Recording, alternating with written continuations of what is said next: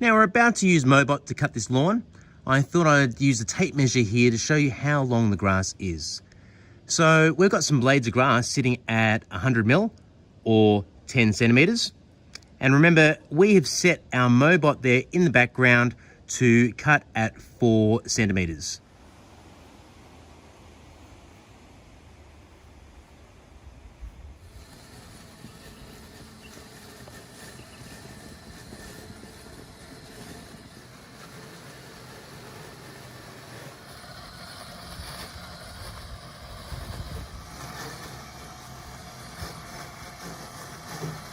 MoeBot has used one battery to mow the lawn.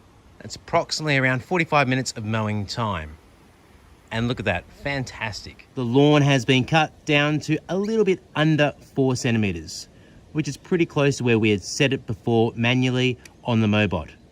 And remember, we have blades of grass here before that were as high as 10 centimeters.